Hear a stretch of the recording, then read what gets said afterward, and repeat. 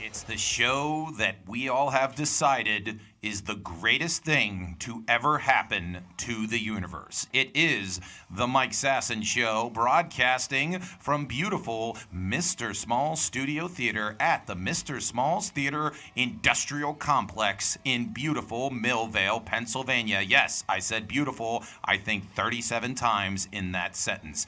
Again, my name is Mike Sasson. We are broadcasting again on the River's Edge, where you get the best local music and the best talk, and you listen to it at www.riversedgepgh.com 24 hours a day, 7 days a week, until the end of the universe. That is our commitment to you here at the River's Edge. Also, you might be listening to us on several of the podcast formats, either Google Play, iTunes, or SoundCloud, or you are listening to us on the TuneIn radio app. So if you ever wanted to listen to us on one of your smart speakers, all you have to do is say, hey, I want to listen to River's Edge Radio on the TuneIn radio app, and your smart speaker will go, you want to listen to the Mike Sasson Show? And you'd be like, absolutely, and that's how technology works. This week on the show, I'm going to be going over my beautiful birthday weekend. I appreciate everyone who sent me a birthday greetings on Facebook or on texts or however you did it. Thank you very much. I appreciated every single one of them. Now, if you forgot to message me on my birthday, guess what? You're officially dead to me. So thank you very much to the ones who did, and to the ones that didn't, guess what? You don't exist. Anyways, this week we'll be going over that. Plus, Halloween's next week, and so people are already trying to come up with the best Halloween costumes, but apparently they don't know how to name them, so we'll be going over that. Also, I read an article that I thought was very intriguing that I believe could help save people's marriages. So that's what I'm here for. I'm here to save your marriage. I'm here to do all that kind of stuff. Plus, we're going to be going over MC Hammer. I had Alex watch some MC Hammer videos, and that was Alex's attempt, if you were watching us. She was raising the roof. So I think that's about the same time that MC Hammer was popular. Raising the Roof was probably pretty popular. So Alex is just getting into that 90s motif. Again, that is Alex Clemens. She is the greatest producer in the history of Internet radio. First ballot Internet Radio Hall of Famer. If you ever would like to visit the Internet Radio Hall of Fame, it is currently outside of Waynesburg, Pennsylvania, where I performed this past week. So if you would like to say hello to me this week, this Friday, I will be performing at Club Cafe on the South Side with a bunch of other great comedians late that night. Around 10 o'clock, you can come by and join in the hilarity. Just check me out, again, on the Mike Sasson page or my own personal Facebook page. If you ever want to find out where I'm performing, you can go there. Again, Alex, thank you very much for your birthday message to me. It was very nicely received Saturday morning. I really did appreciate it. I think I've told you this a lot before, but I have like little tiny mini panic attacks throughout the year. Mm-hmm. Because I'm always like, oh my God, was Mike's birthday this past week? I don't know why. It's just just throughout the year, little times I have those little mini panic attacks because I never used to really know when your birthday was. And so Do you know how you avoid that? Put it in your calendar in your phone. Well, I have that now. Okay. Yeah. Last year I did that but I still even though it's in my phone, mm-hmm. I still have little mini panic attacks. Oh, maybe I missed it. Yeah. And yeah.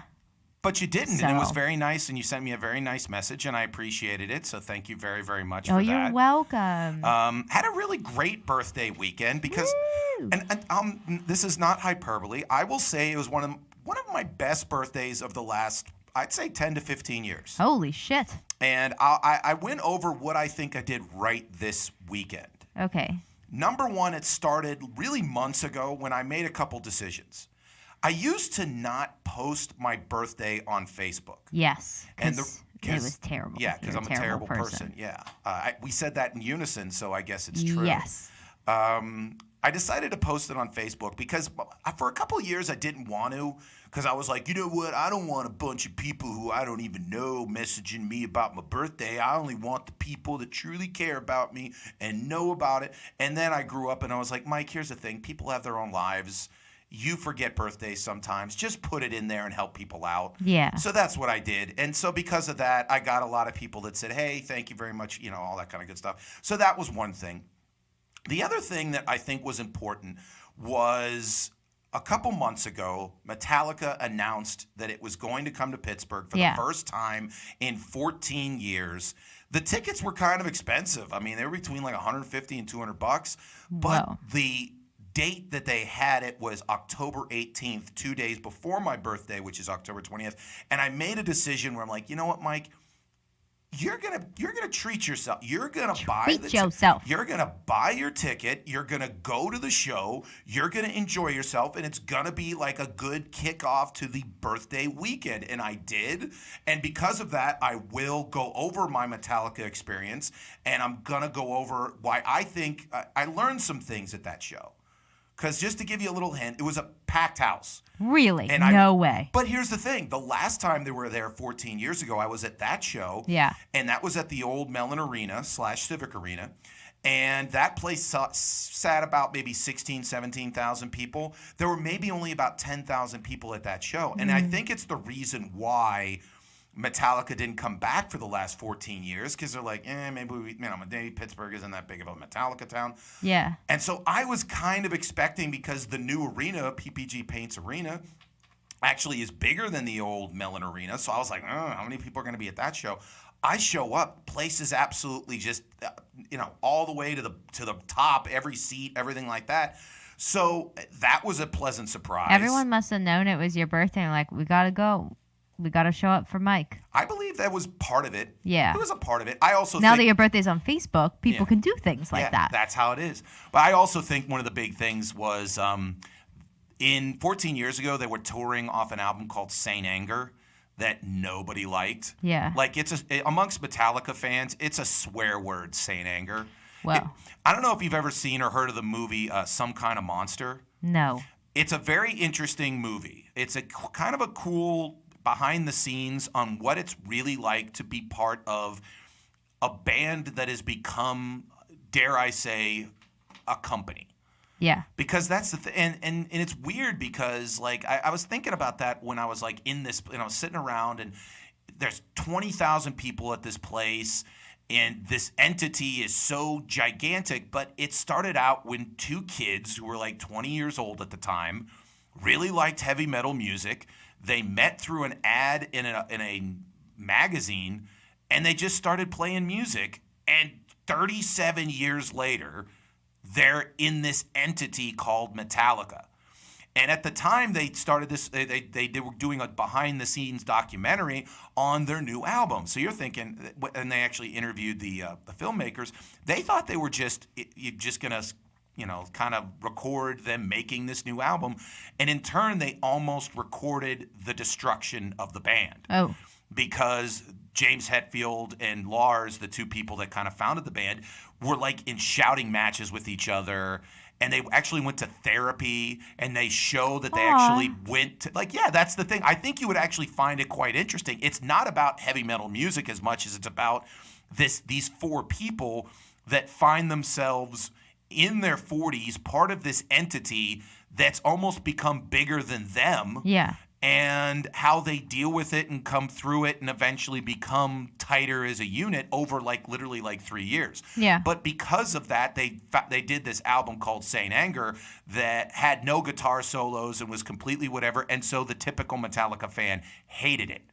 And because of that, that tour was not, I think, as well received as this one, because they have the album Hardwired to Self-Destruct, which they actually played a couple great songs off of it. And so I think that's why it was more popular. So I went there on Thursday. And so that was cool.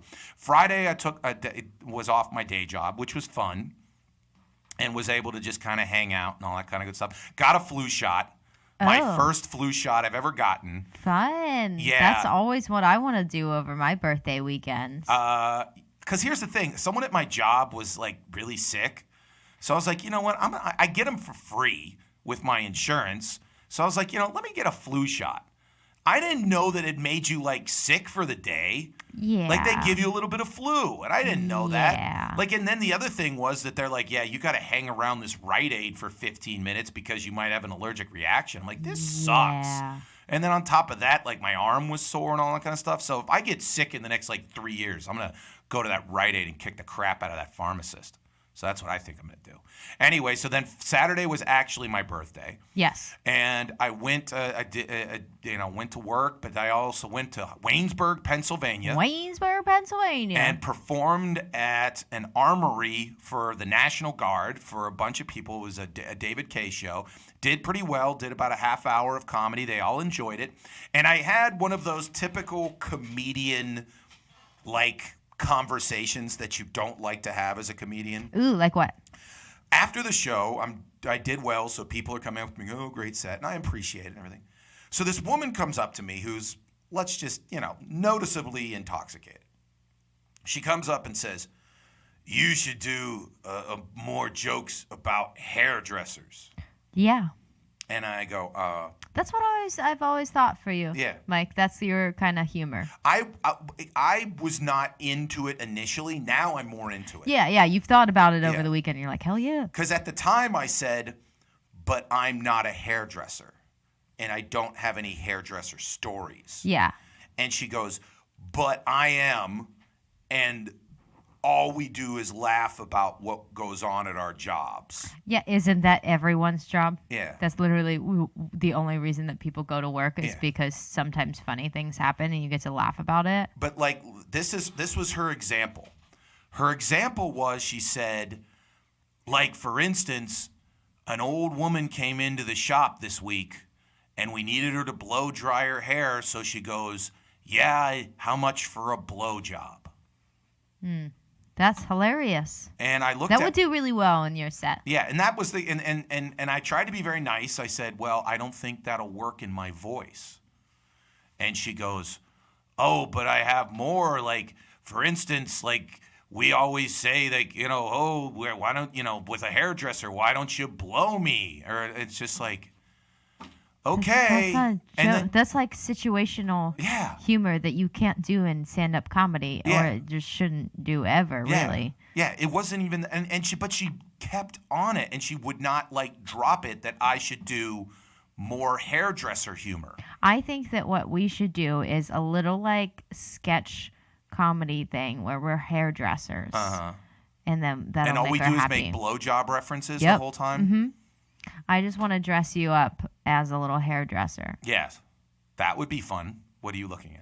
There's just little fuzzes everywhere, and they're getting in my face and tickling my chin. I know you're. It's I thought really annoying. I thought you were your hair was getting into No, it's just there's a tiny little hair on the microphone, and I can't figure out where it is, and it's just tickling my chin. Now you're making me ticklish, even though I wasn't I ticklish know, right? before. Isn't that weird? Yeah. So that was cool. I went there, and then I did something that I typically do not do. I went out on Saturday night and went to Lawrenceville and went to a couple bars. Actually had a couple drinks. What the hell? I know. And had a good time.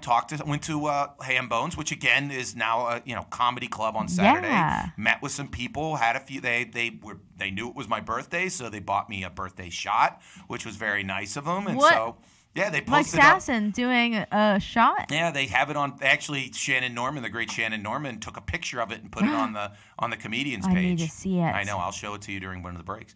And so yeah, it was a very nice time. And then on Sunday, went to my brother's house because my sister Bridget her birthday is October 19th. Oh, cute. So we had we always have dual things where we each have our own cake. And when I was a little kid, I hated frosting. Oh. So my mom made this cake, which is out of angel food cake and whipped topping, and then she puts like chocolate syrup in it and puts it on top of the angel food cake. Okay. Because I guess she read it in like a Good Housekeeping. And so even to this day, being 42 years old, she made me that cake. Aw. Which was very nice. But the person who stole the show was my niece Mia. Always. Because like my other niece Carly was talking to me, and she goes, "Uncle Mike, how many birthday parties have you had?" And I'll be honest with you, Carly, I've actually maybe only had 2 official birthday parties in my life. Like really where it was like a party. Like I've had like, we've gone out to dinner or whatever like that. But an official like birthday party, I would sit there. That's all I had. And then my little niece Mia, who's 3 years old, who's really growing into a nice smartass, which I'm very happy to see. Fits well in the family. Yeah. It's funny how even at like 3, you're starting to see like personalities develop and everything like that. So she sits there and she goes, "Well, Uncle Mike, have you ever had a birthday party at someone else's house?" And I go, "No, Mia, I've never actually had a birthday party at someone else's house." And she looked at me without missing a beat and she goes, "Well, now you have." And I was just sitting there and I was like, "You got me there." Yeah. Whoa. You got it right. I'm at your house having a party. I have now had a party at someone else's house. Man, how did that make you feel? That I got zinged by a 3-year-old. Yeah. The fact that she's my niece, pretty good. Yeah. Because I was like, you know what? If you get me, then you get me. You're going to make it in this world. Absolutely. But then the other funny thing that happened later on that day, I stayed and, again, it's a Sasson family gathering, so we're eating pizza and watching football. Around 9 p.m., we're watching the Bengal-Chiefs game.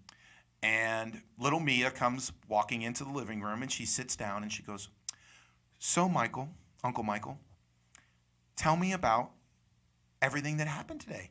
Did you like it?" And I go, "Well, I had a good day, and I got to be here." She's like, being very studious. All of a sudden, I hear her mother, my sister-in-law, going, "Mia, where are you, and why aren't you in bed?" And Mia screams, "I'm talking to Uncle Mike about his birthday." That's good. And I sit there and I just go, she didn't want to talk to me. No. She just was wanted just to get out of bed. Yeah, she was just looking for an excuse of why she didn't want to go to bed. Like any other 3-year-old, she didn't want to go to bed. And so she's like, it's Uncle Mike's birthday. I'm going to go down and talk to them. Then my mom has to let me stay up because I'm talking to Uncle Mike. She's a smart one. It's 3 years old. 3 years old. I told this to Heidi, her mother, my sister-in-law. I sat there and go, "Well, just so you understand, she acts a lot like I did probably when I was 3 or 4 years old." Yeah, that was the reaction she gave. She's gonna turn into you. Yeah, she's gonna turn into just a female me in the year 2040. So yeah, you have that to look forward to.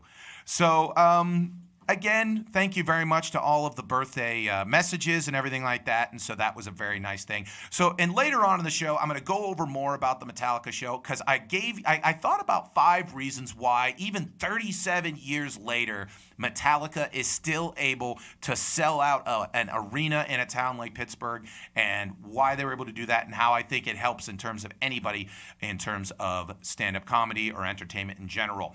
But next up, we're going to be going into the world of Alex with Bar Thoughts and Experiences. And then later on in the world of Alex, she's going to give you her take with fresh eyes on MC Hammer.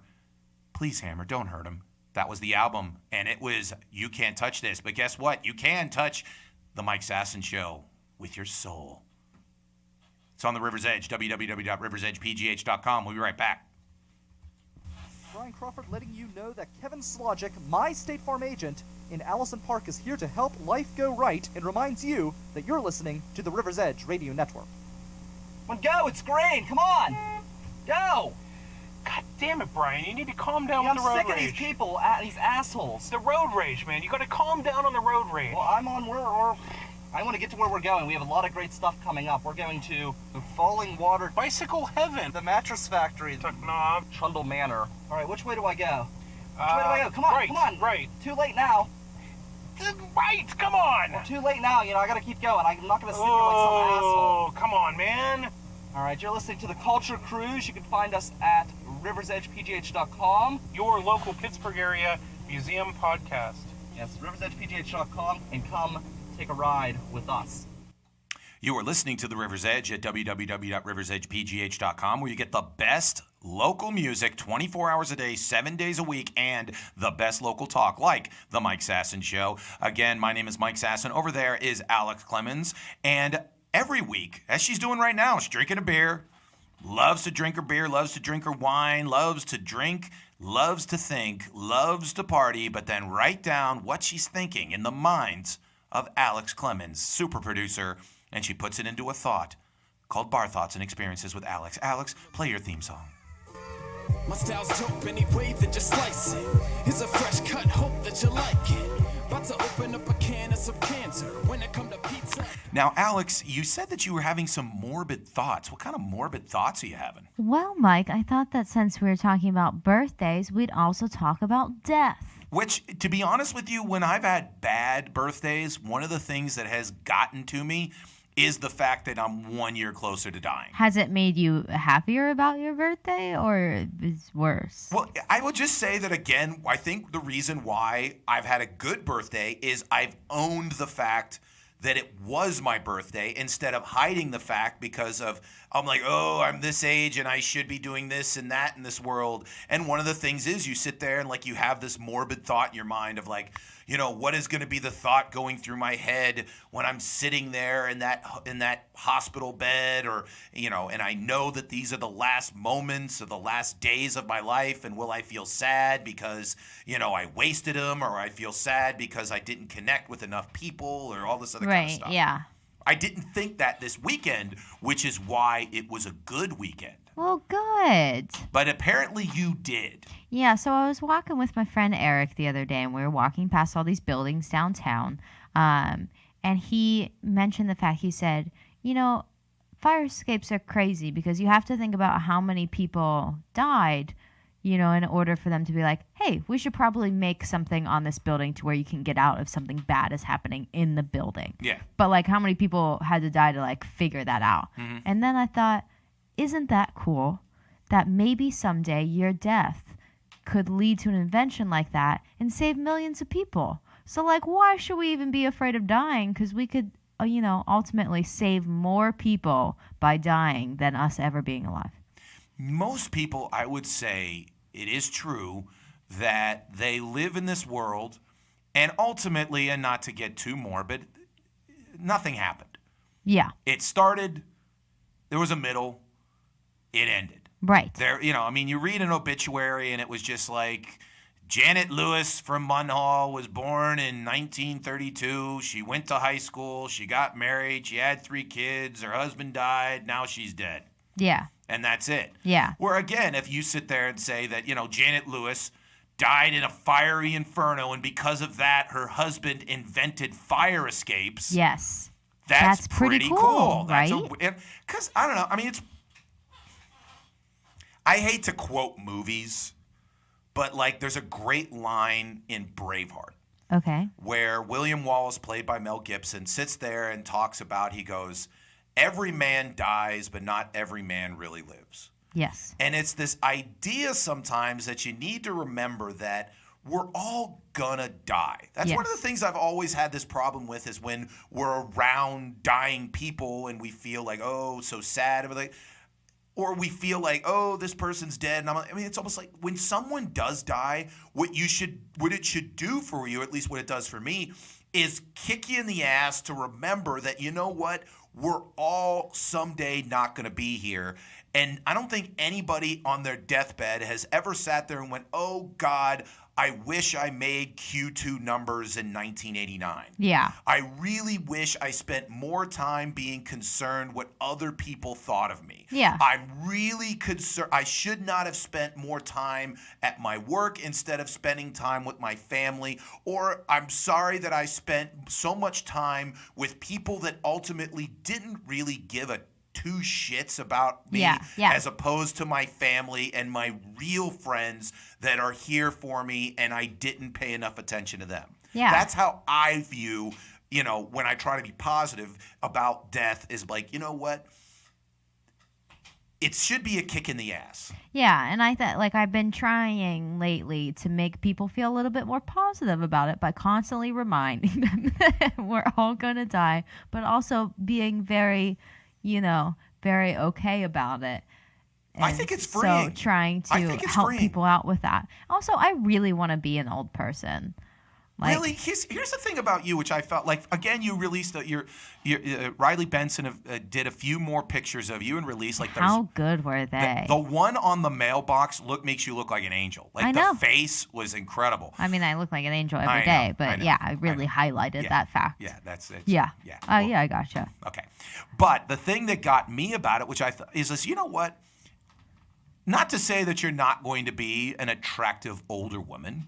But the fact that you have these pictures, it's kind of cool when like you see a picture of, an old, from the 40s or the 50s, and you sit there and be like, damn, that woman who now is kind of older, she was a hot piece of ass. Yeah. Like I remember when Liz Taylor died, suddenly they found these nude photos of her when she was like, it's like 18 or 19 years old or something like that. And I'm like, holy crap, she was a freaking looker. Yeah. Because everybody, or Elvis when he was like in 1957. Like everyone always talks about fat Elvis. No one talks about good-looking Studley Elvis, 1956, 57. I'm just not really like, I'm not scared of getting old because I'm very much excited to be like the coolest grandma ever. Like I'm still going to have fun-colored hair if it hasn't all fallen out by that point. In my life, and I'm just gonna have a fun time. And people are always like, oh well, like once you get old, like you can't move or anything. What do you mean? Like your body just gets old and you can't really do as much as you used to. Well, but you're not someone who like goes out and runs marathons or anything like that. No, as long as I can go out and dance at the club. You want to be an 80-year-old woman dancing at the club? Dude, I saw those. I went to Tequila Cowboy this past weekend, and I saw those people. Yeah. They exist. It was but see, there's one thing. So there's like old men. Like there was this old guy by himself, and I was like, a little weird, I mean, like he wasn't really dancing that much. He was kind of just like standing around. I was like, that's a little weird. You're dancing, I get it. Otherwise it's a little strange. No man wants to dance. He dances because he knows that is a prerequisite. I don't agree. Very few men ever sit there and say to themselves, when I want to dance.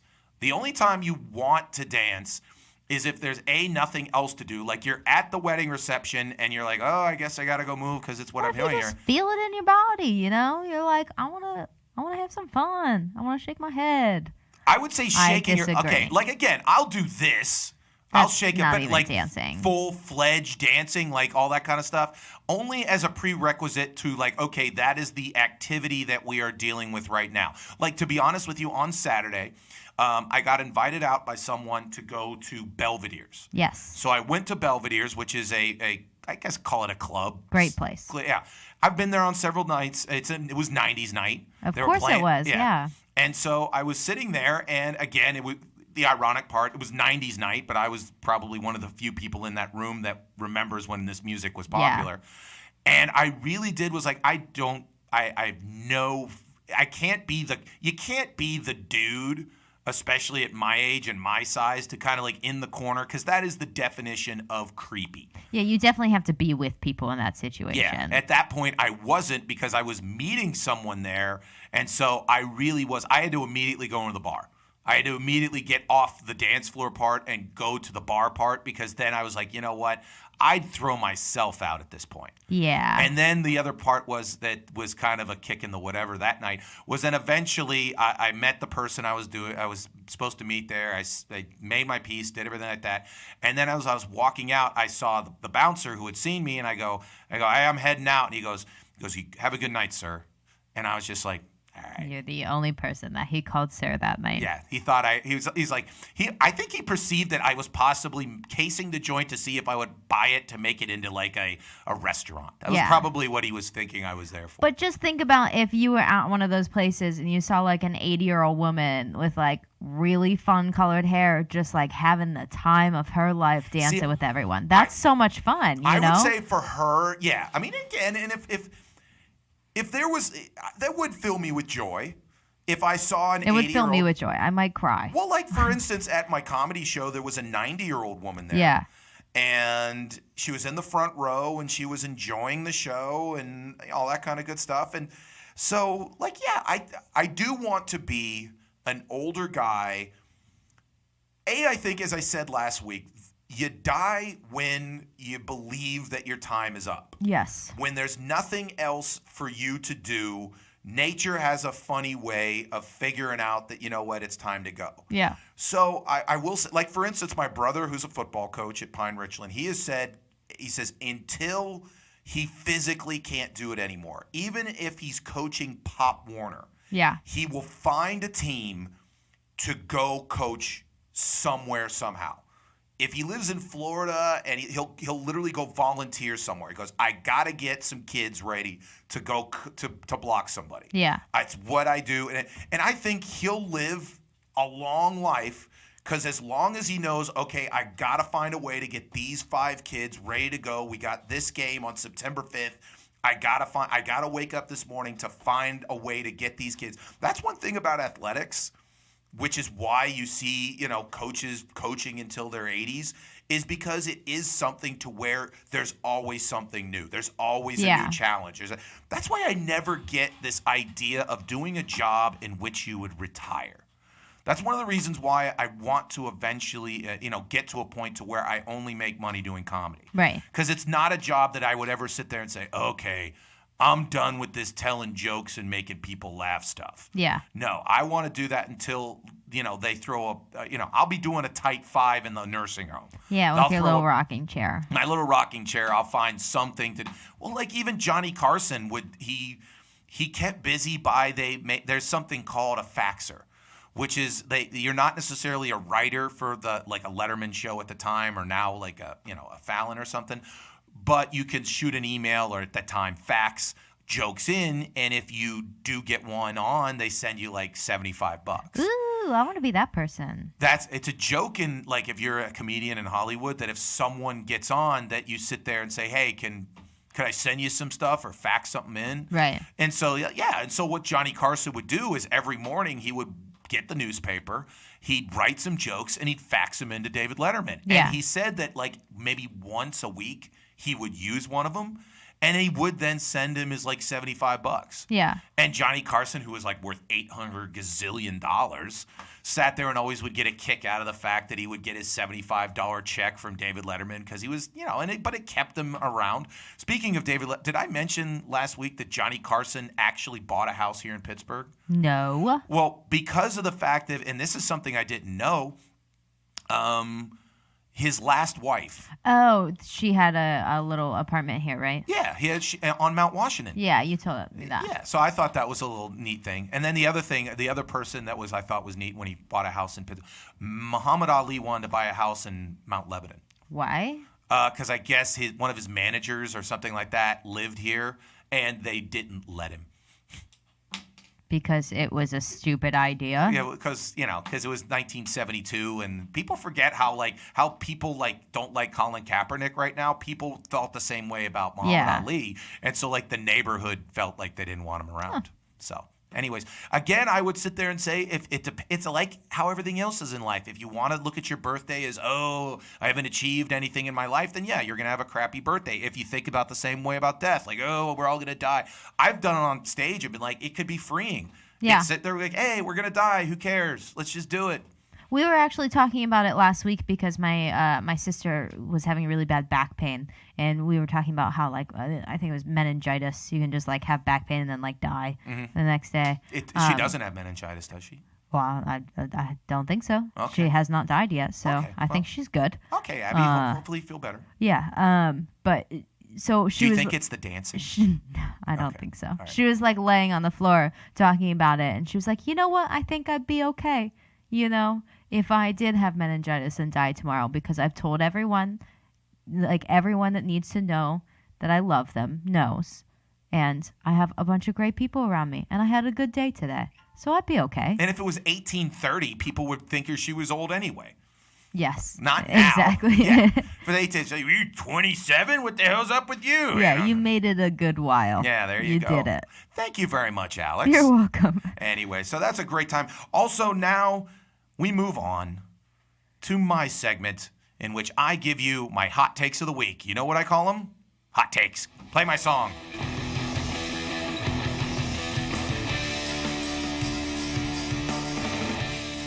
Here's my first hot take, and it actually comes from my sister out in Los Angeles. She put this on her Instagram, which I thought was funny. It was a picture from ESPN from Le'Veon Bell. So if you could put that up on the thing. It says, Steelers have not heard from Le'Veon Bell. And so then my sister wrote on the bottom. And what'd she write, Alex? Are you sure he's not dead? Here's the thing. I had to answer her. Are you sure Le'Veon Bell isn't dead? Has anyone seen him? He's posted on social media, but that could be just somebody else. Yeah. Who knows? Then I thought of, you know what? It could be like a weird Weekend in Birdies type stuff. Is that he's passed away, but his agent wants that money still. So he's like, oh, yeah, Le'Veon will show up. Yeah. And it turns out like he's just trying to find someone else. I think that'd be a cool movie.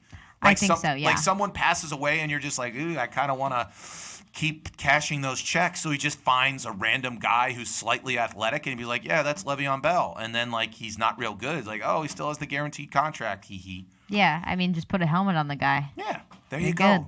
So the question is, I think we should start that rumor. That he is dead? Yeah, maybe like Paul McCartney back in the 70s, everyone thought he was dead. Guess what? Is Le'Veon dead? Boom, win, victory. Let's see. Yeah. I honestly, I don't know. I don't know how I feel if I want him to be or not. I don't want him to be dead. I just guess not. Want the rumor to start. We have a Le'Veon shirt at work, and it's really making me angry. Why? Well, because obviously it doesn't sell, but like we have so many of them, and that's what everyone's like, well, you know, we gotta keep him just in case he comes back. I'm like, I don't fucking care.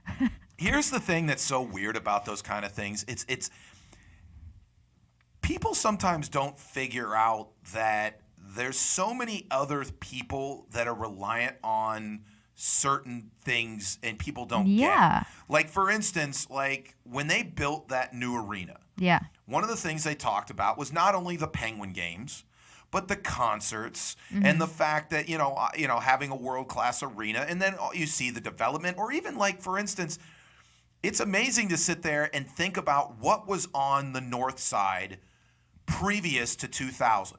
There was just Three River Stadium and then a bunch of random buildings and then nothing. My mom used to live right where Heinz Field is. Mm-hmm. So that's what was there. My mom's house. Yeah, your mom's house. Yeah. But, I mean, now you sit there and you go, there's two stadiums. There's a bunch of different restaurants. You could go now. They're talking. The North Shore can almost become another Lawrenceville or South Side or something like that because of how many things there are. And then you go to a Pirate game. You could get drunk, all that kind of stuff. Yeah. But no one thinks about that. Okay, if the baseball team sucks, then no one shows up to the games. Then no one goes to the restaurants, and then and it could trickle down to like some dishwasher gets fired because some pitcher for the Pirates sucks. Yeah. Yeah, that's weird. Think about the dishwashers, guys. That's really what you should be thinking about, Le'Veon Bell. Think about the dishwashers. Moving on, this is another hot take. How to be Metallica. How to be Metallica. People, after 37 years, you still sell out an arena. How does that happen? So I thought about that, and I listed these things, in my opinion, how you become Metallica. Number one, just admit that if you don't like them, I get it, but people do like them.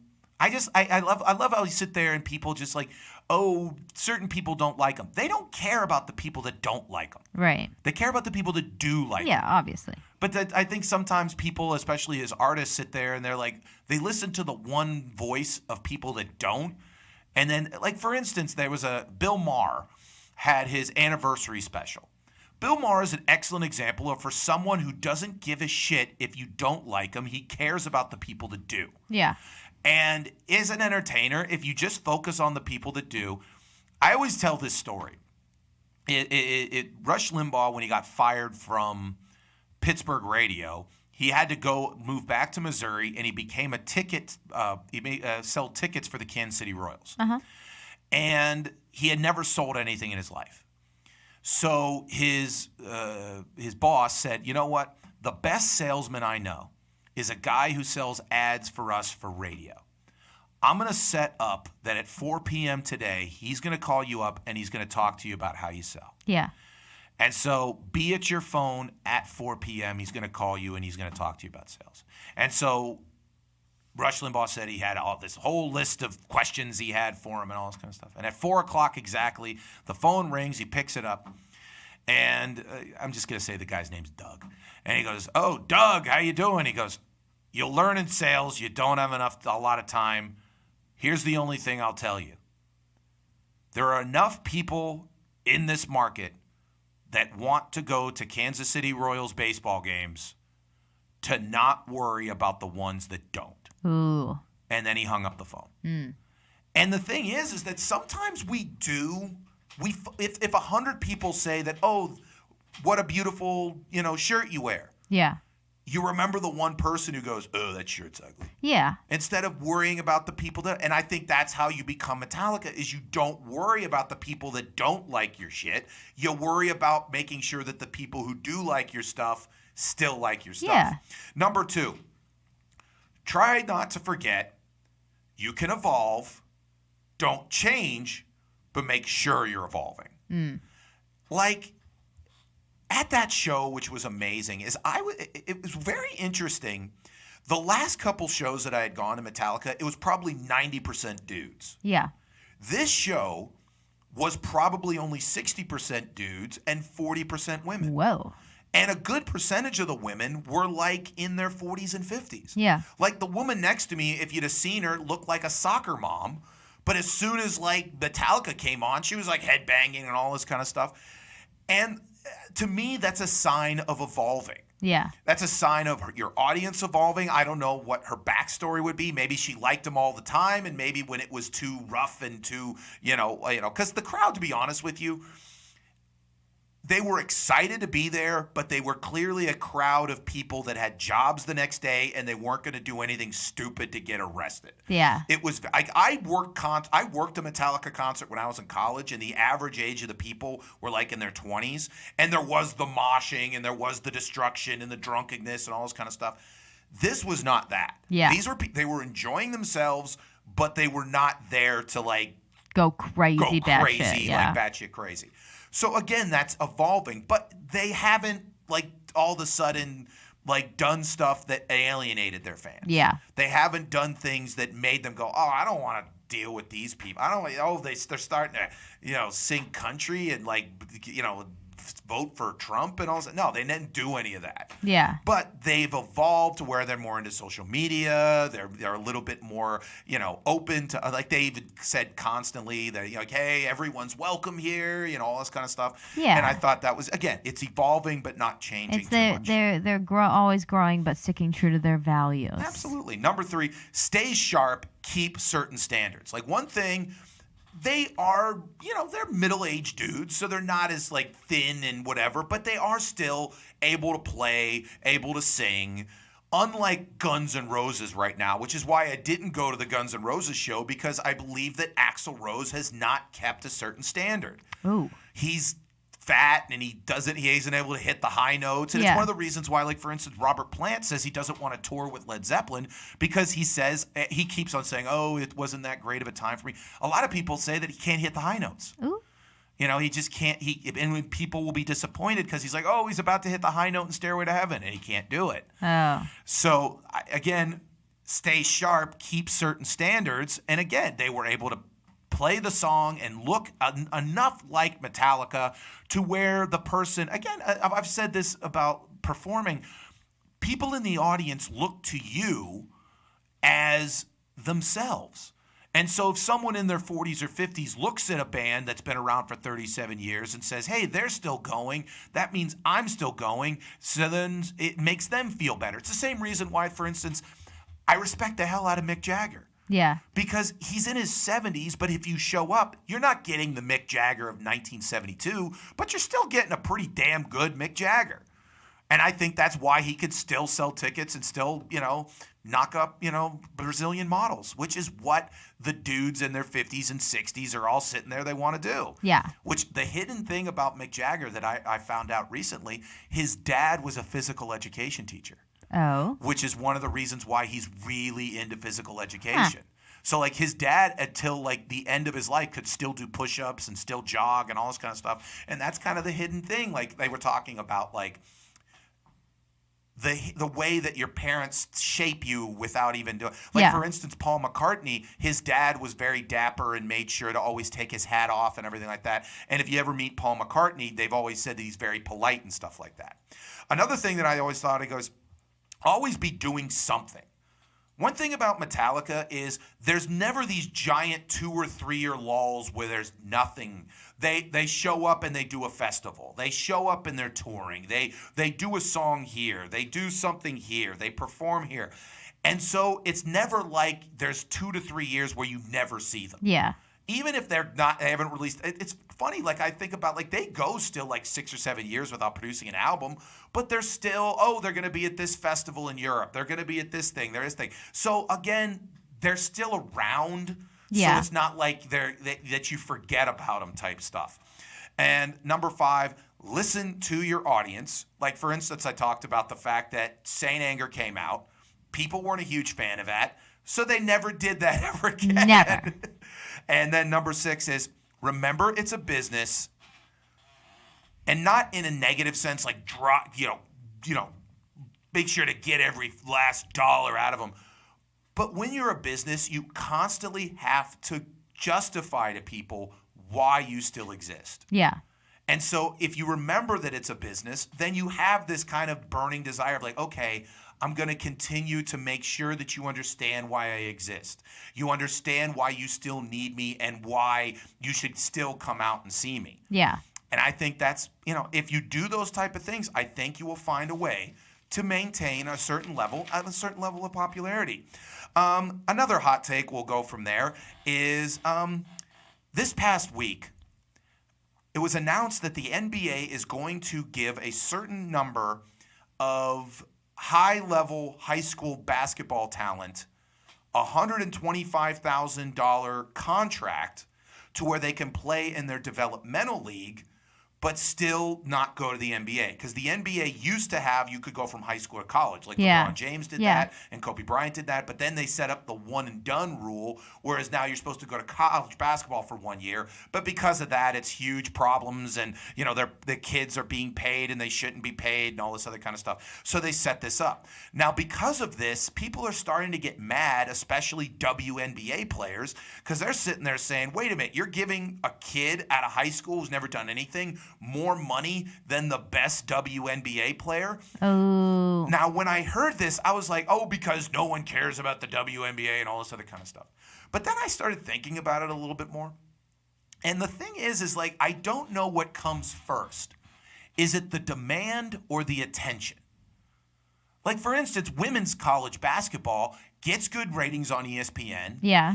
In certain markets, like in Connecticut, Notre Dame, and all this kind of stuff, they get good crowds. Yeah. So why is it when it gets professional, they don't get that? Yeah. And so I don't know if maybe it's because there's not enough attention on them or the demand isn't there. Yeah. I don't know yet. It's like one of my favorite lines in the history of movies is in Citizen Kane when he bought the newspaper and he made the headline bigger. And the person sat there and who was there for a while, he goes, hey, why is it that our headline's only 3 inches, but the headline of the opposing paper is 6 inches? And the guy goes, news wasn't big enough. And he goes, if the headline's big enough, the news becomes big enough. Mm. And I sat there and I thought, you know what? That's a great example for all sorts. If all of a sudden, there was in big, bold letters, Mike Sasson's performing tonight, people would be like, well, who's this guy? Yeah, Maybe we have to check him out over that stuff. As opposed to, what is now, which is just like random fat comedian will yell at you for 45 minutes. So I don't know. I've seen that. You would see random fat comedian. You would think that like right now would be the prime time for like women's sports, only because most people are very concerned with women at this point in time. Yes. You would think that this would be like their peak, but it's not. But I would sit there and say that, again, I don't. Like, it's funny now that I have two nieces, and I've sat there and I've said, you know what? I would like to take my two nieces to go see a women's basketball game. Yeah. Because I want them to see people that they could grow up to be and everything like that. But I don't know how professional, like, you know, it's like the part of me, like, people say, well, the business numbers aren't there. But again, I don't know whether it's the attention first or the demand. Yeah.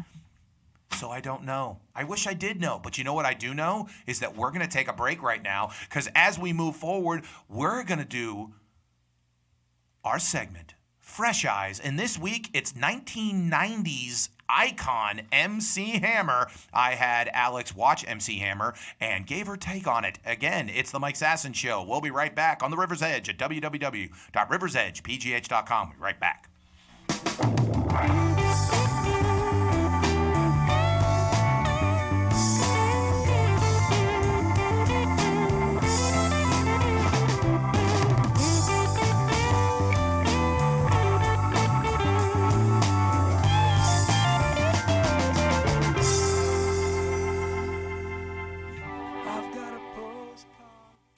It is the Mike Sasson Show on the River's Edge at www.riversedgepgh.com, where 24 hours a day, 7 days a week, you get the best local music and the best talk. Alex just got you got your blanket. Were you a little cold? I'm freezing. You're freezing? Okay, so when I got here today, it was 59 degrees in the studio. I know. I requested it for my birthday. I wish it was colder. No. And then I turned on the heat. So now it's 67, but that's like just a little chilly for me, where I need a little grandma blanket around my legs, you know. I know. You're embracing your old ladiness. I really am. I know. And I can't imagine how freezing I'll be whenever I am an old woman. Well, that's why you're going to be dancing, is because you're going to need to generate body heat. Hell yeah. There you go. Also, what'll help you dancing is listening to MC Hammer. That's why I had you play MC Hammer on this week's Fresh Eyes. Play the theme song.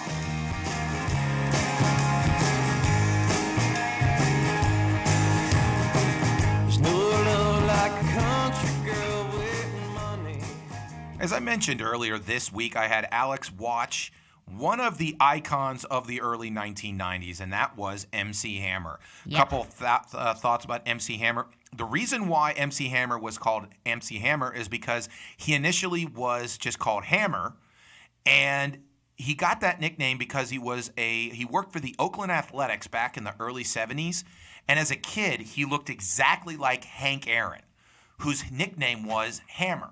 Huh. And so, like, they actually took pictures. Like, he looked exactly like, Henry Aaron. So that's why they called him Hammer. He was out of Oakland, California. Eventually became a big-time hip-hop star. And his peak was with the album Please Hammer, Don't Hurt Him. And the reason why that song, that was the name of the album, is because he was famous for previous albums making fun of other, like, rappers. Yeah. And so, like, the whole thing, oh, please Hammer, don't hurt him. And one of the songs he had on that album, which one of the most famous songs of the 1990s, which was Can't Touch This. Yeah. And I cannot tell anyone who was not around in the early 90s how big this song was. I can't even imagine how terrible that would be. It was like 2 straight years of everything was MC Hammer and You Can't Touch This. Every parody song, like your grandma, if you went up to your grandma and said stop, she would respond Hammer Time. Yeah. Like, it was that prevalent. He sold Pepsi, he sold Taco Bell. He was like the biggest entertainer for like 2 or 3 years. And that's the song that did it. That was the song that did it. And it was such a huge the album, they never released it as a single. So the album was the only way you could get it, and the album spent 21 weeks in 1990 Jesus as the number Christ. 1 album. It sold 22 million copies. It was the first hip-hop album to be certified diamond. So, first off, you've obviously heard the song, Can't Touch This. Yeah. Okay. Had you ever seen the video? No. Okay. I had not seen the video in a while, and after watching it, You were like, oh my God, this is so good. I was honestly the first time I had ever saw one of these videos and had the same thought of like, this is too long. Oh, thank God. This song, I don't remember it being this long. I feel like I could have told you that before watching this video. I feel like this song could have maybe been like 5 seconds and it would still annoy me of how long it is. But like it was truly just, it didn't stop. Yeah. And there was like 3 or 4 like like that part, and like that was like almost the guitar solo, and it was just like the end of it. You could cut at least 3 minutes at least. It was a 4 off minute. Of that. It was a 4.5 minute song. Yep. And I think it could have been a minute 30. I think people would have gotten the gist. Yeah. Yeah. Now I was gonna show you more videos from these guys, but the thing is like his next one, which was Too Legit to Quit, was 15 minutes long. It was like a mini movie. No. That's why I didn't even send it to you. I would have killed you. I know. I would have been, and I would have deserved it. Yeah. Now, I will say a couple things about there's so many aspects of this video that just became 90s staples. Like people still, anytime you have baggy, like kind of weirdly covered pants, The Hammer Pants. people Yeah. will talk. You says, "Oh, you got MC Hammer pants." Yeah. Like, even if you've never seen, like, oh, those are MC Hammer pants. That's why, is because that's what he wore at that point. And then you had the backup dancers behind him, and then everything was very starter, sports jackets and all that kind of stuff. It was like the most, if you ever would sit there and say, oh, we're going to do a 90s Halloween themed party, you'd watch this video and just go, okay, you're going to dress like that. You're going to dress like that. And I mean the dance moves, too. Yes, very 90s. Super 90s. Yeah, I mean, I think he did the Running Man a couple times. And all of the effects of the whole thing, like, super, super 90s. Like, the colors that they used and everything, just super 90s. And there's a reason why he did not maintain popularity. Yeah. He wasn't very good. No. Yeah. I mean, like, and you managed to do this very well, to pick the songs that get, like, fucking stuck in your head for days. Uh-huh. Like, the songs that you wake up to. Like, I'll probably wake up 5 days from now, and the song will be in my head when I wake up. And I think that's why it was popular in the early 90s. Yeah, people were like, I can't even get it out of my head. Yeah, and the funny thing is, this song actually helped Rick James. Yeah. Because it made people go, oh, what was that bass line? He goes, oh, that's from Super Freak. Yeah. And so then people listen to Super Freak now. I think, again, it's like how Vanilla Ice helped Queen. Yeah. Because eventually that, Under Pressure with his shitty song. Just looking out for each other. That's how it works. But then initially, I think that was back when they didn't pay them. Yeah. Like they were like, oh, yeah, we just made this up. And they're like, no, it's clearly, you clearly did something else. Now, the second song, I remember talking to you about this and I wanted to show it to you. So MC Hammer was very popular. He was on tour. Yes.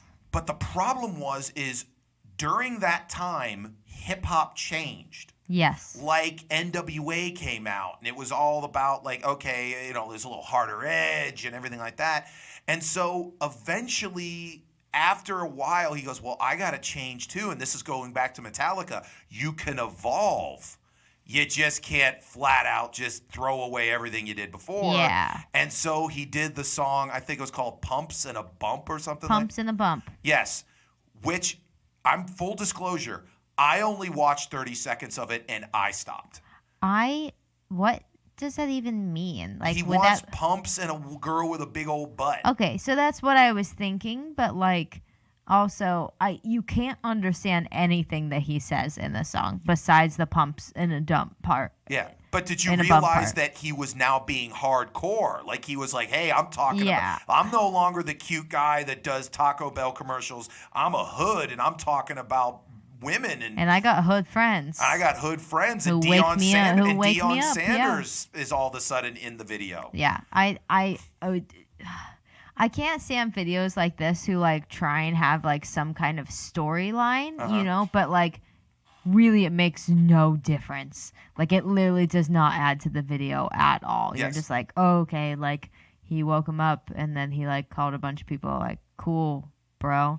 And why don't you just sing your fucking song? And there's a bunch of women who he was objectifying, and and they were all like I mean, like the thing that I liked about the video is I've always wanted to always, if I was ever a musician, would always want to have a video where there's just like tons of people behind me, and I have like like one of those party videos where everyone's just kind of dancing behind you, but you're the main focal point, and like that's what I want, But this song is derivative of Dr. Dre and Dre Day, in which he invented that, in which Yeah. he was at in the barbecue, and everyone's having the barbecue behind him, but he's doing that.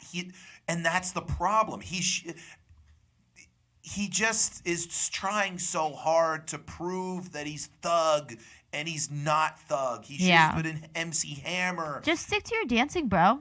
I like your dancing. Yeah, honestly, he should have just made aerobic videos. I think that's what he was really meant to do. Because if you learned any of the dances that are in these 2 videos, like, great workout. Did you ever, as a kid, when you were in dance class, ever dance to this video or dance to these songs or anything like that? No. Would you? I mean, these seem to be like songs that would eventually, early Alex would have been taught. No. No. Your dance teachers never taught you MC No, Hammer. no. They never taught me MC So Hammer. overall, what would you say about these videos to someone who has never seen them? Great dancing. Okay. Really fun dancing. I shouldn't say great dancing, like great technical dancing, but really fun dancing that you could honestly get a fun workout in with the dancing. But terrible everything else. Song. And they'll get stuck in your head forever. Song, and, video. Everything. Too long. Yep. 6-minute long videos that have no point to them. And then the bump in the trunk or whatever. See, I keep wanting to say it's pump and a dump. I don't. And I'm I like, think you're that's right. like pump, but it's not that. It's pumps and a bump. I know. But It was terrible. I didn't watch. it's I so watched hard. 30 seconds of it. But And pump stopped. and dump is like when you It's pumps is wearing like high heels and she's got a dump. Yeah, no. But like pump and dump is when you like breastfeed. Yeah. Maybe that's like what the pump video and was dump. initially about. And that's in my head. That's what I keep saying, and Yeah. I'm like, this is too confusing. They actually just changed the whole video, and it's just a bunch of women. Women lactating. Yeah. I think that would have actually been a more successful video. I like her in the We front, should- and then everyone dancing behind her. Yeah, I think there would probably been a parody video. It was I'm just a bunch of sure. lactating women, and then a woman sitting there going like pumps and then like all the babies crying as they feed them. Yeah. There you go. I can see that for sure. There you go. Again, Alex with fresh eyes. Thank you very much, Alex. Hey, you're welcome. Now it is time for news and notes from the world of sports, gossip, and funniness. Play the song, Alex. It all starts now.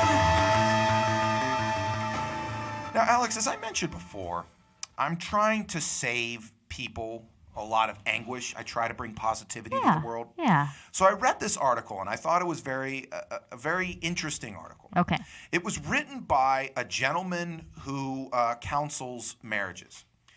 And he sat there and he goes, the number one reason he found that relationships eventually end, other than, he says, the things that you can't stop, somebody's abusive or someone's stealing from you or something like that. Yeah. He says, so this is the number one predictable or preventable reason why relationships end is because one partner does not communicate to the other partner why or how they would like to receive affection, and so they don't receive it, and so they eventually just kind of get out of there. And I thought it was very interesting because he says in the book, he outlines 5 love languages of how most people like to receive love. One of these 5 ways: words of affection, acts of service, receives gifts, quality time, and physical touch. Your love languages. Yes. Yeah, you could take a quiz online to find out. I Yes, took Mike, my did quiz. you? And what were yours? Number 1 was words of affirmation. Oh, I like to receive. I like people to tell me what they feel about me. okay. Number 2 was physical touch. Number 3 was acts of service. Number 4 was quality time. Number 5 was receiving gifts. Huh. That was mine. That's interesting. What were yours? I can't remember completely, but I know quality of time is absolutely number 1.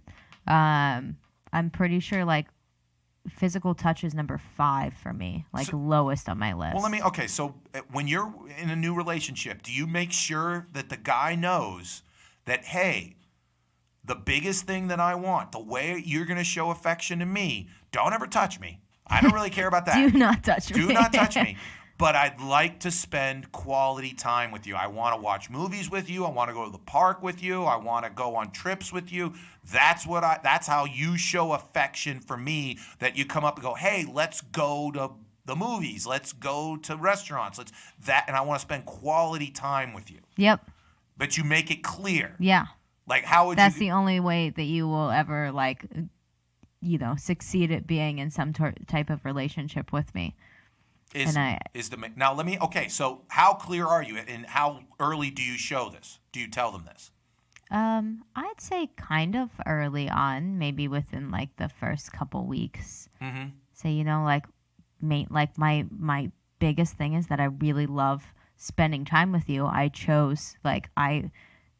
pick people in my life very specifically, and I keep people in my life very specifically. So if you're here, there's a reason why you're here. And most of it is because I very much enjoy spending quality time with you, where we are like having, a face-to-face conversation, or like having some kind of moment where we're not distracted by other things. It is the two of us, and we're having that time together. And that's the time that I really appreciate. So like, let's keep doing that. Now, your last boyfriend, what was his favorite? What was his way? Ooh, I don't know. I'm trying to think. This might have been the issue. Yeah, probably the issue, but he wouldn't communicate anything to me, so that was mostly, the issue. So that's the thing. That's what sucked, because like you didn't know. Yeah. Maybe ultimately it was acts of service. It was like, hey, pick up my dry cleaning. He didn't know. Yeah. He wouldn't tell you. Yeah. All of a sudden, his dry cleaning sitting there, and like he's like, never picking up my dry cleaning. Yeah. Again, make sure that your partner knows what you value, and I thought that was a very nice thing. And also what you don't value, that you really could care less about, because like with then Alex, they can stop caring about it. They can stop trying to focus so much of their attention on these things that you don't even care about.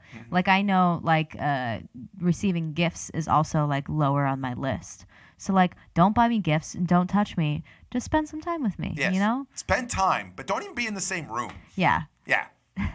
But like, and if you touch her and get like, what's the like? Do guys give you flowers and you just sit there and go, I don't care about this? Oh no, I like flowers sometimes, but it's flowers is like, if someone just gave me flowers and like left, like, oh, okay, cool. Or like you dropped off flowers. If someone sent you flowers at your job or something. Not as much of a appreciative gift, but if someone like gives me flowers at the beginning of like a date or something like that, that's nice, know? Because it's followed by by spending time with you. Yeah.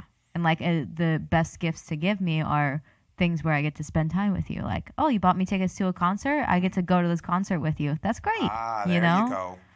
See, that's how you get. We're all learning. All learning. Now, the next one is we talk about learning. I don't know, last week was a huge moment for stoners, because Canada is officially the first country like near us that legalized recreational weed. Yeah. So now all the stoners are like, oh, Canada's the greatest place in the world. They almost like, I read something, I don't know if this is actually true because I just read it online real quick, that they almost like sold out of weed in certain places. Yes, I read that certain provinces and certain big markets like legitimately did not understand how many people would go get legal weed. Yeah.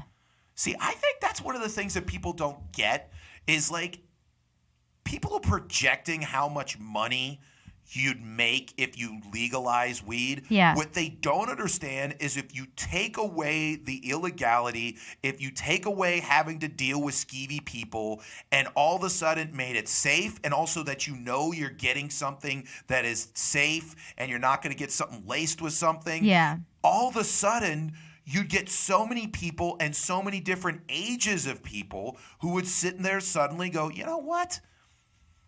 Let me, let's, we're going to a party. I'll smoke it. What do I care? You got it at the place. Get some gummies. Yeah, get some gummies. Get a brownie, something like that. Absolutely. Yeah. So speaking of that, another, like we were talking about the ancillary benefits. Yeah. Little girl, Elena Childs in Edmonton, was like their version of a Girl Scout, had the Girl Scout cookies. I hope it's the 9-year-old who thought of this. Because she, outside of the first dispensary in Edmonton, decided to set up a stand in which she sold her Girl Scout cookies. Yes. She was sold out in 20 minutes and made $120. There you go. Again, that's one of the things that people like. I remember a couple months ago we had that in California at Jack in the Box, they actually had a $4.20 meal where it was a specifically designed meal that would be for stoners. Yeah. There's so many benefits that are coming from this, and I don't smoke weed, but I'm so sick. I almost had this as a take, but I felt that the segment was just getting too long.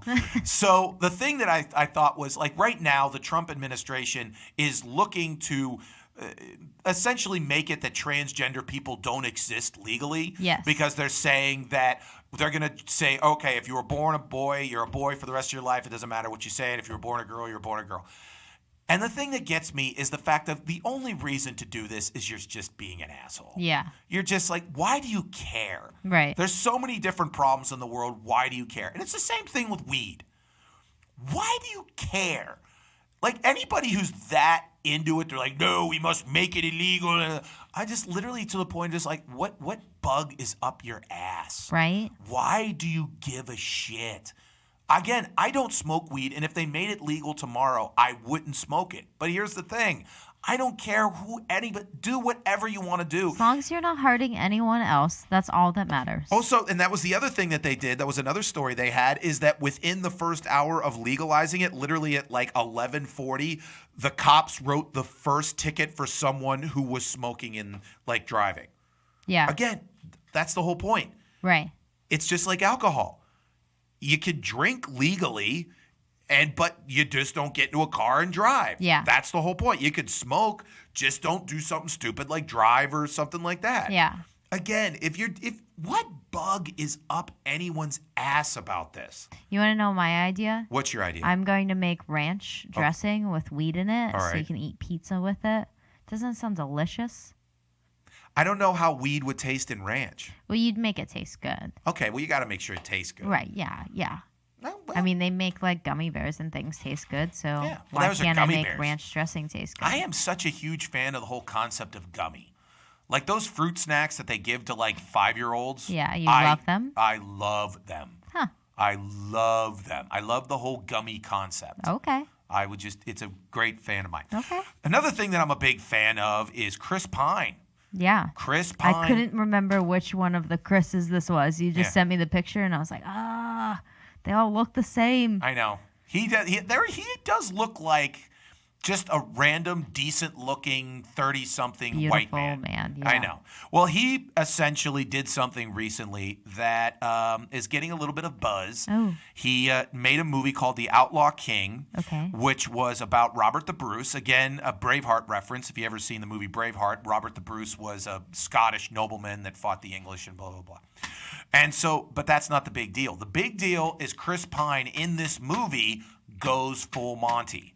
Oh. And That's so weird. I just watched the movie Full Monty yesterday. Did you? Yeah. But they didn't show anyone's dick and balls. No. I know. How long late until the movie did you realize that you weren't going to see any dick and balls? The first time that someone took down their pants.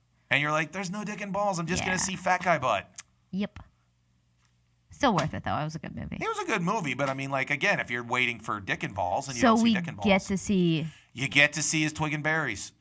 Wow. Now, here's the thing that's getting me is, so he was on like this English talk show, and they brought it up, and he goes, and all anybody on Twitter after the movie was talking about was the fact that you see his junk.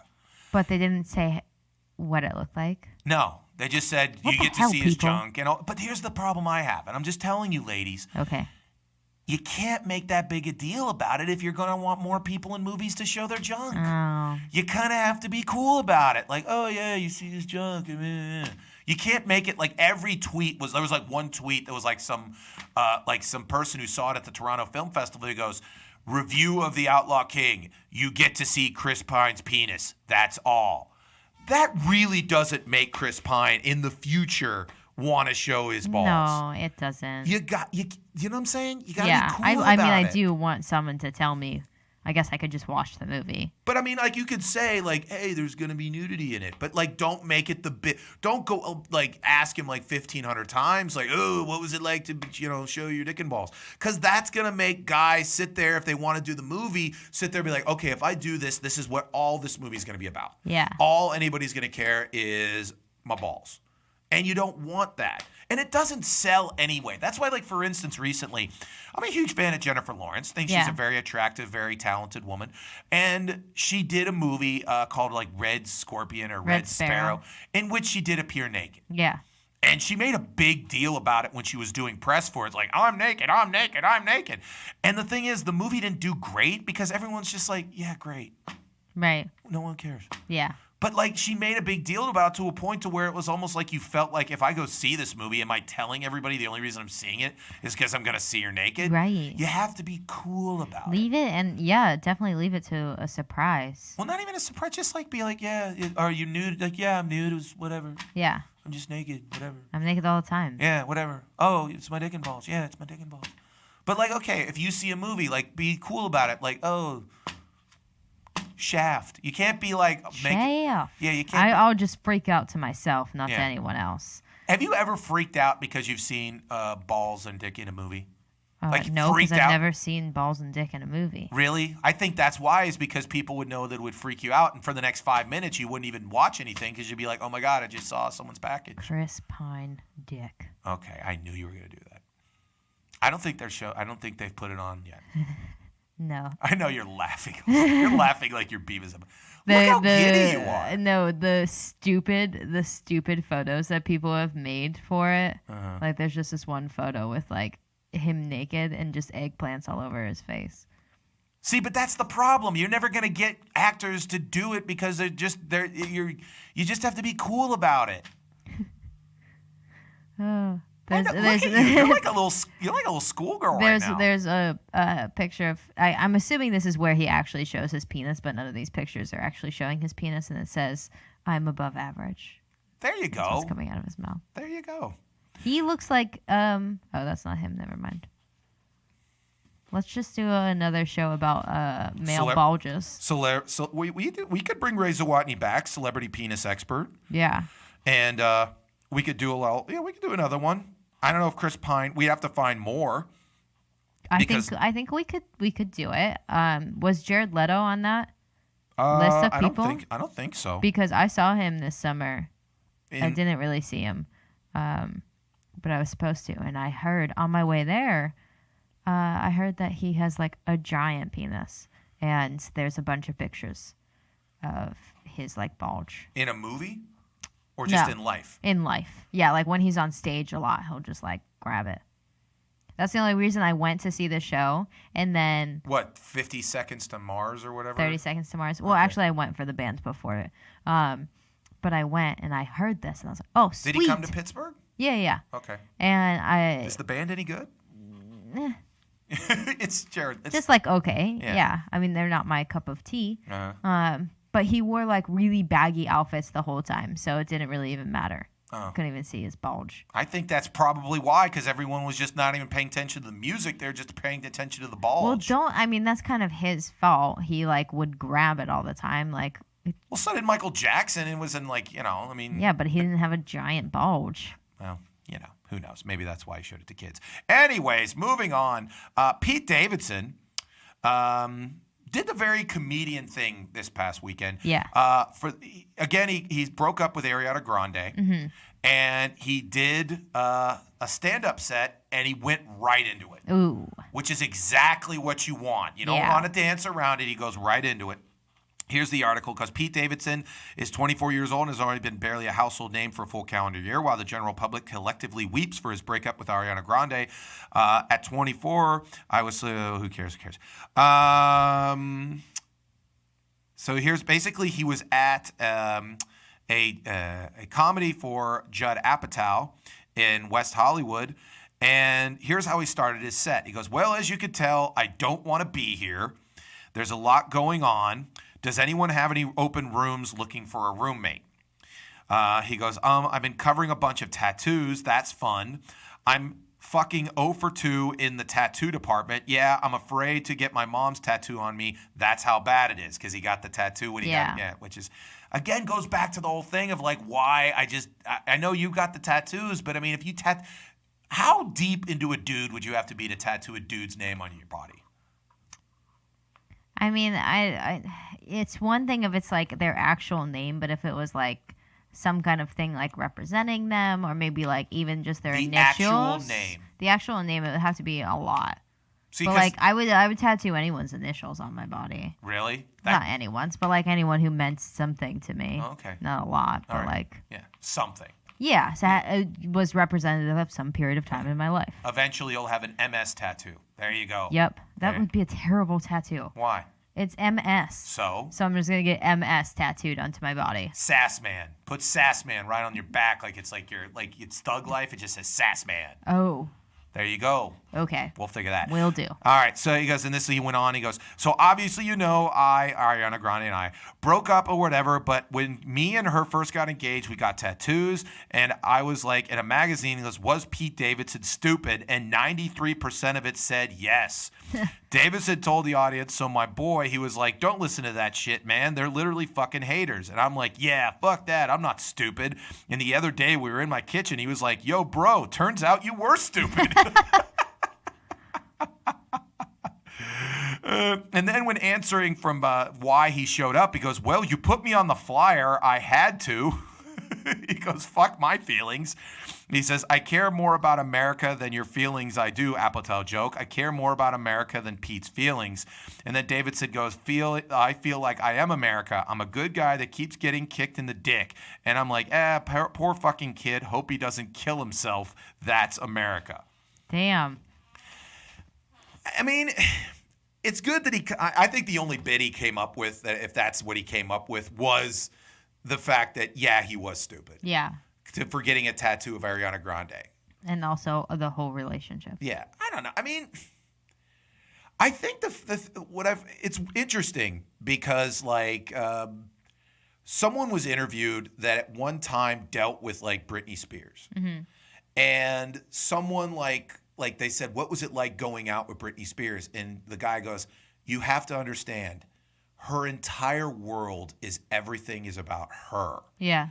And so when you go out with her, you're going out with someone that has almost like a complete worldview that everything should be about her. Yeah. And so if you do something without her, it really freaks her out. Yeah. And so it's not being like possessive as much as it's just like, what do you mean you're going to do something outside? It's like, I go with my buddies to this. No. If you're my boyfriend, you have to be here with me at all times because everybody in my circle lives through me and is because of me. Right. And so when I read that, I'm like, that would be a freaking nightmare. Yeah. And I figure going out with certain people, like I've also heard that about like Madonna, like back in the day when she was like going like through the entire NBA, that she was very big about like everything, every moment is about me. Yeah. And I'm just like, that's why like going out with like exhausting. Yeah, well, going out with actresses and super famous people in general is very, very difficult. And I think that's one of the reasons why eventually celebrities do break up or get divorced is I think that first and foremost, they get married super quick. Yeah. Because they sit there and they feel this rush of joy. And the only thing that could top it is making the announcement that they're going to get married and they're planning this. And then they have like the time in which they're engaged, and that's great. And then they get married. You notice they never have long engagements. Right. It's always they announce they're getting married on like July 1st, and then they get married on like September 1st. Yeah, and I mean the rest of their life is so fast paced. Like most people who are famous, they're famous for such a short amount of time, and they become famous in such a short amount of time that I feel like that's how everything in their life happens. It has to be constantly fast paced. See, I think one of the reasons why, like, I think you can be with an actor or a musician, but being with a rock star or a movie star is different. Like you said, you're constantly just trying to, like, you're on this treadmill to where it's like, okay, I constantly have to be there. And then you have to be like, oh, and I want this quote unquote relationship. And then there is no relationship. It's just like, okay, you have to fit into this giant rat race that I'm on for the next 6 months or a year or whatever, and then kind of go from there. And then normal people are just like, no, screw this. I'll just go out with a dentist. Speaking of dentists, that would be a terrible Halloween costume. Yes. And what got my attention was, like, there was this picture of these 4 insanely beautiful women. One of them was like Lindsay Pelis or whatever. She's like one of the biggest like Instagram hotties in the world, and she's insanely hot. She's the blonde one. And so there's like 4 of these women, and apparently like in Hollywood, like Halloween's like a 3-week festival. Oh yeah. Because like again, it's a time to dress up. You gotta have enough time for all your costumes. Yeah. And the thing that got me was, so I'm watching that. I'm looking at that picture. Is the picture up? Yeah. Of these 4 women. They're not even attempting to be in a costume. No. They're not even, it's not like, oh, I'm a sexy nurse. No, they're just in an outfit that's attractive. Right. Like, what would you describe to someone who's listening right now what they're dressed as? I cannot figure out what the girl, the super hot one. They're all super hot. Well, I mean, like the one that you talked about. The blonde. Yeah, the blonde. I don't know what her thing is. And is her skin naturally that color, or was this part of her costume? That's what I want to know. The girl beside her, definitely a witch. Okay, good. You did good. We can tell what you are. Okay, yeah, she was the only one that I say technically got in a costume. The other 2 girls are just wearing like skeleton leotards, which like, what? That you didn't try. You just want to be in a leotard so everyone sees how hot your body is. Skeleton leotards with spider necklaces, and then the one girl's wearing a green wig and a crown. What does it have to do with the rest of your outfit? She looks like an insanely hot young Julia Roberts. That's what the girl in the green wig looks like. An insanely hot young Julia Roberts. Yep. Are you saying that? I thought Julia Roberts, circa like Pretty Woman, was one of the hottest chicks in the history of hot chicks. Yeah, I mean, yeah, but like this is like of today. Of today. Yeah. Like she was she's of the hot chicks of today. Yeah. Which is cool. Yeah. All right. So in going with that, there was that same motif.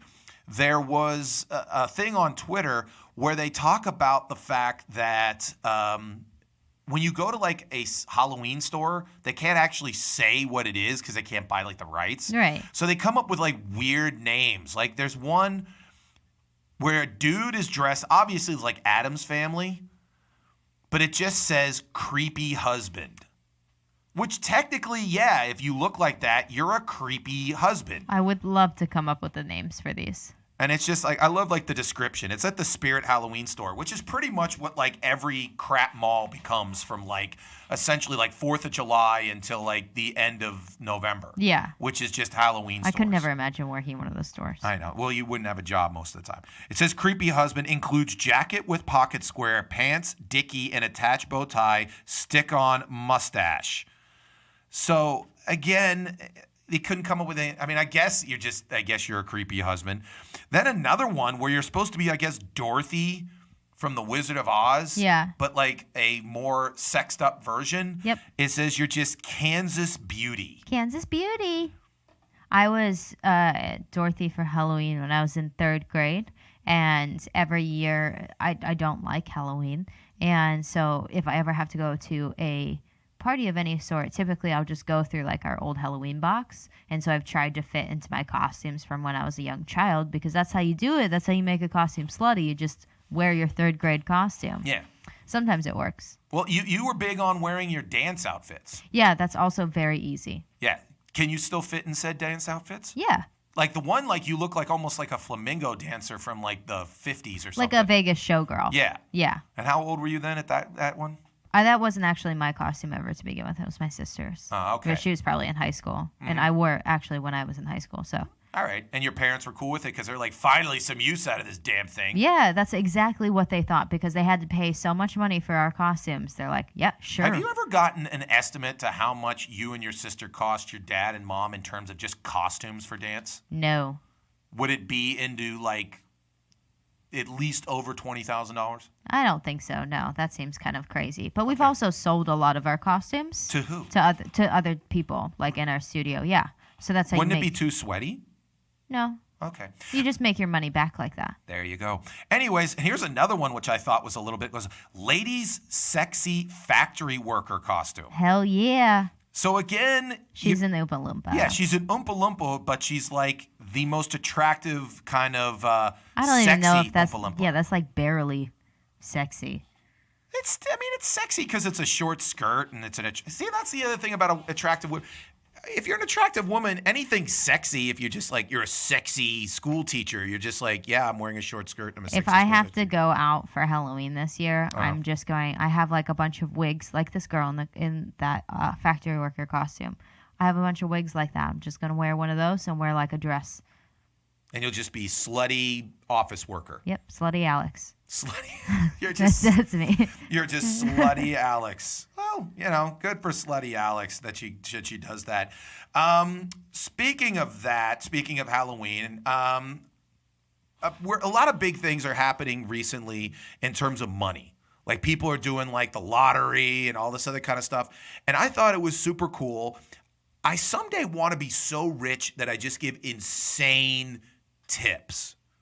Oh I wanna yeah, I would give- love that. I want to give like where they're like, wow, he went above and beyond. And I was going to do this story about Dave Grohl. Yeah. Dave Grohl, who was apparently like with the Foo Fighters in Hollywood, went out and did like a secret gig. They were called like the shitty Gruels or something like that. Yeah. And it turns out it was the Foo Fighters.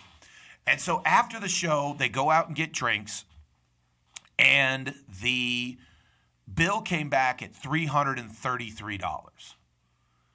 Now, they had to add tip, so he did the most metal thing. Oh. He added another $333 to make it 666, the sign of the beast. Yeah. Which, again, that's pretty super cool. That's a money thing, and I thought that's what I was going to go with until I just read about this today. There was a girl at a place in North Carolina. A guy orders 2 waters, Yeah. just 2 waters, Yeah. takes 2 sips out of the waters, and writes down on a note, "Thank you for the waters, they were great," and leaves $10,000. What? $10,000 for the 2 waters.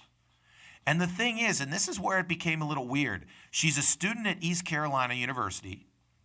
She only kept $800 of it and then distributed the rest of the 10G. To. The rest of the workers at the place. Aw. That's very nice of It's her. very nice of her, but somewhat, I mean, unless... It does kind of scare me a little bit. Like, why was this guy... It seemed like this guy was trying to get rid of this money, you know? Like, to me, I'd be like, is this dirty money? Yeah. Well, here's the thing. Apparently, he's like a YouTube celebrity, and he does things like on YouTube where he kind of shows up and does all sorts of things like that. So, again, someday I want to be such a baller tipper that I could tip like thousands of dollars and it doesn't hit me. Yeah, I would love that, too. I try and do that now. I try to do as much as I can. Yeah. Like if I'm the one who, if you give me a glass of water, I give you the buck, and all that kind of stuff. I'm trying to do the best I can. One thing that I am trying to avoid is I admit I like pumpkin spice coffee. Okay. Yeah. But the pumpkin spice is getting to the point to where it's getting ridiculous. Oh, really? Just now? Just now. It's officially jumped the shark because Buffalo Wild Wings is now having pumpkin spice chicken wings. Yuck. That's disgusting. They put nutmeg and cinnamon on barbecue sauce, and now it is pumpkin. Yeah, the look on your face is pretty much the thing that I thought. Well, I don't really like pumpkin spice things. it's not. Again, it's not. It's pumpkin pie. That's what Yeah. it is. It's not pumpkin spice. Right. It has nothing to do with It's you have to put the word pie in it, or it doesn't make any damn sense. Right. Speaking of things that we do like, I saw something. They called it a Philly taco. Okay. Did you see this? No. It's becoming viral. Oh, I Big don't time. pay attention to those Okay. things. So what they do, they take a Philly cheesesteak. Gross. You don't like Philly cheesesteaks? Nope. All right. Well, already Did you're I probably not ruin going to like everything? this. Okay. Yeah. I thought tacos, you might like this. Yeah. They take a large slice of cheese pizza. They put the Philly cheesesteak in it, and then they roll it up, and then they slice it in half and serve it like that. That's a burrito. I know, but they call it a Philly taco. That's stupid. Because it's Philadelphia, and they're probably They stupid. should call it a Philly burrito. Yes, but I think Philly burrito is already like basically when you take a giant dump in someone's face. That or something. sounds gross. I know. I don't like cheesesteaks. Why don't you like? I think cheese hoagies are pretty good. No. What is your favorite type of hoagie? Meatball? Meatball? Italian. I lied. That's a crazy thing. Italian for sure. I love that you switched that quick. Yeah. You were I forgot about Italian hoagies. You found out. Now let me ask you a question. Would you like an Italian hoagie rolled up in a pizza? That could be good. Yeah, that sounds good. I think the next time you get a giant slice of pizza, get an Italian hoagie and ask them to roll it up and slice it in half. Now, would you pour something on top of it like a real burrito? Like maybe what would you put on it? Like maybe tomato, like marinara sauce or something? No, I don't know. I always, with my Italian hoagies, I kind of like douse them in Italian dressing, like too much Italian dressing. You're big on that? Yeah, so I'd probably put that on top. I want to go to this Shove it place in in the my mouth. South Hills that you say has the best hoagies. I didn't tell you. You did. It closed. Well, okay, so they have two locations. The one by our house closed. There's still one in South Park, but that one apparently had health code violations. How the hell does a place that has, in your opinion, the greatest hoagie in the world close? They have terrible service. That's probably why. Because they just got arrogant over the great hoagie. They've had like 16 million owners, and I think that the reason that they closed, at least in the article, said that they couldn't find anyone to work. Well, that was their reasoning. That's no. That's That's called a lie. That was their reasoning. I said I would have worked. I would have bought the whole place if you would have told me. Now it's closed. I would say find the person who made your hoagies and open up Alex's House of Hoagies. I know. I do want to find out the secret. The secret, yeah, you always talked about the burnt edges or burnt crisp things and all that kind of stuff. yes. You got to find the person. That's got to be your quest. Yes. We're going to end the show right now, but I want you to find and go on a quest to find the person who made this hoagie, because I don't want It's you to be Danny. without this hoagie. Danny. Danny, well, who's Danny? Well, I can always go to the other one and say, hey, what's the deal, guys? I heard that's the scumbag one. You want to go to the good one, not the degenerate scumbag loser Well, I've never place. been to the other one, so I bet don't you- really know. I bet you it's beneath you, Alex. I don't know. Anyways, we got to find Danny to find the great Italian hoagie. So thank you very much, Alex. You're welcome. Do you want to read some comments? Now we do our last segment called Comment Your Ass Off. Play the song. To the world, say hello to the villain that's been. Alex, read some of the comments that we had on today's show. And remember, you can comment even after the fact, and we will respond if they're good. Go ahead. Brian Crawford says hello from Tennessee. Who even knew? He's in Tennessee. Cool. I hope you're having fun, Brian. Hope you're having fun in Tennessee. We Big do shout care. out to friends of the show, Liz Victory and Krish Mohan, who got married over the past weekend. All of their things on Facebook were so adorable. I know. They're adorable people. So congratulations to those two people. But Hopefully they didn't get matching tattoos. Eeh. Go ahead. I mean, they can now. They can now, but I mean, like, I'll listen. get matching tattoos with someone. Does anyone want to get matching tattoos with me? Yes. If someone wants to get matching tattoos with Alex, Let me know.